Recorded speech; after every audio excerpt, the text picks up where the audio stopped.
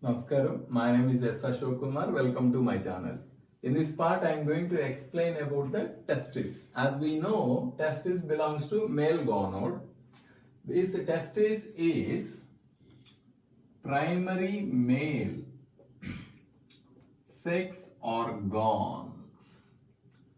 So when I said it is a testis is a primary male sex organ, what is the main function of this primary male sex organ? Mediates the production of spermatogenesis. Along with it acts as a primary male sex organ, it also acts as endocrine gland. Endocrine gland. When you said this testis acts as endocrine gland, it produces the hormone called androgens. Androgens. I will define. What is androgens? I will define. These androgens are steroid hormones. Steroid hormones. That means these androgens are synthesizing from which molecule? Cholesterol. Cholesterol derivatives are called as a steroid. So what is the definition of the androgens? No? Androgens are the group of hormones those influences the male sexual behavior. Okay? So what is a well-known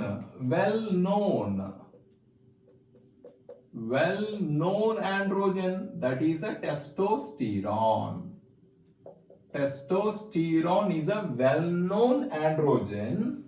What is the most active androgen in our body? Most active or functionally active in our body, that is a dihydrotestosterone, simply DHT. That means once in our body that cholesterol is converted into testosterone, that testosterone is converted into dihydrotestosterone to mediate the biological functions. So here I said okay, the testis produce the androgens. As we know, testis consists of seminiferous tubules. Like you think this is a one seminiferous tubule, this is another seminiferous tubule. Consider overall this is a testis. This is a seminiferous tubule, and between the seminiferous tubule there is a gap. Within this gap, between the seminiferous tubule, there are cells. Those cells are called as a interstitial cells or called as a Leydig cells. So these Leydig cells, where these Leydig cells are present? Between the seminiferous tubules of the testis. These Leydig cells are present in the testis produce, these Leydig cells of the testis produce androgens, or you can call it as a testosterone, under influence of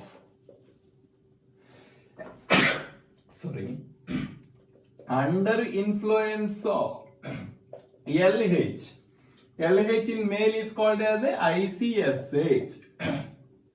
Interstitial cell stimulating hormone. That is because this hormone LH stimulate these Leydig cells, also called as the interstitial cells. The way you need to understand, these Leydig cells or interstitial cells produces the androgens by the stimulation of LH or ICSH.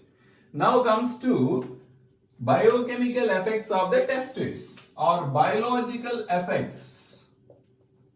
Biological effects of testosterone. The first thing is it helps in male differentiation.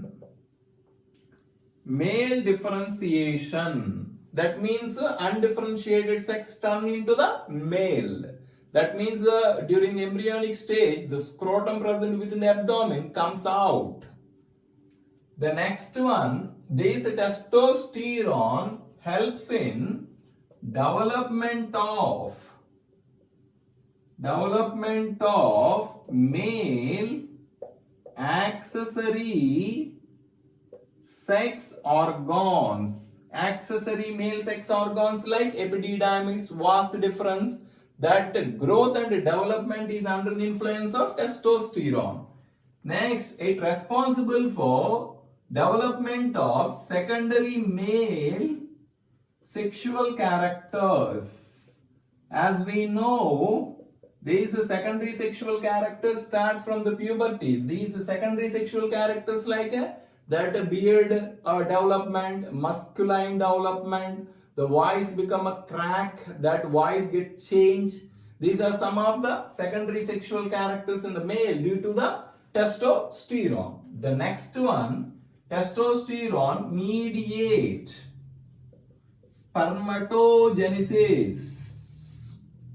Spermatogenesis is occurring in the testes. The next one, testis shows the anabolic effect.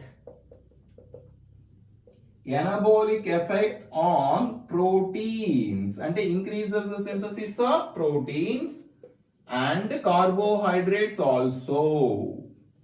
With these points, what you need to understand, it shows the anabolic effect on the proteins.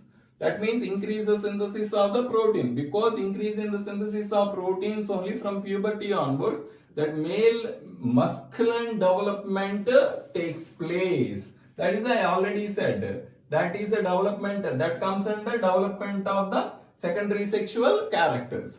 These are the some of the effects of the biological effects of the testosterone. This is about the testis. Next I am going to explain about the ovaries. After explaining the testis, now I am going to explain about the ovaries. Come to the ovaries. Ovaries are primary female sex organ and also acts as endocrine gland. So that means it is responsible for oogenesis and also responsible for producing some of the hormones that include estrogen and testosterone. Okay? First I will explain about the estrogen. That is the female hormone. Estrogen. This estrogen produced by growing ovarian follicles. Means what? These primary follicles develop into secondary, tertiary into Graafian follicle. These are called as a ovarian follicle, growing ovary. While they are growing, estrogen produces, but also produced by placenta. Placenta also produces the estrogen because estrogen requires during the pregnancy. Now comes to the biochemical effects of the estrogen. I am starting with this estrogen responsible for female differentiation. That means undifferentiated sex, the undifferentiated fetus is turned into the female. The next one, responsible for development of female accessory sex organs, exactly like a male. The next one, responsible for development of secondary sexual characters. So what are the female secondary sexual characters? We know that is mammary gland development, that accumulation of the fat, the size of the person will increases. Yes or no? Body become very smooth. So those are some of the secondary sexual characters. That is because of the estrogen. Estrogen is absolutely required for maintenance of reproductive cycle. That's nothing but menstrual cycle. So menstrual cycle or reproductive cycle maintenance is through estrogen effects. The next one, this estrogen increase lipogenesis. With this one you can understand. From puberty onwards, estrogen level in the female body will increases. This estrogen increases the lipogenesis. That is why from puberty onwards the weight of the female, especially that adipose tissue become increases because lipid get stored in the adipose tissue. The next important point is estrogen decreases blood cholesterol level. This is a point important. So this one, estrogen decreases the blood cholesterol level. If cholesterol level is increasing, that is one of the reason for the person is to get the heart attack. That is why with this estrogen decrease the blood cholesterol level means females are very less possibility to attack, that is suffer with the heart attack. That is because of the estrogen. Estrogen responsible for decreases the blood cholesterol level. That is why females are less prone to heart attack. So these are the some of the effects of the estrogen. The next one, sorry, here I wrote this ovary is responsible for producing the estrogen and progesterone. Progesterone. I said testosterone by mistake. Sorry. The next comes to take the progesterone. Progesterone. This progesterone is also called pregnancy hormone. Pregnancy hormone. With this one only you can absolutely understand this progesterone is absolutely required for the development of the pregnancy. Estrogen is also required. Specifically, progesterone is called as a pregnancy hormone. It's responsible for maintenance of endometrium. Maintenance of endometrium means continuously endometrium blood vessels continuously filled with the glucose. That glucose, blood with glucose, that is required.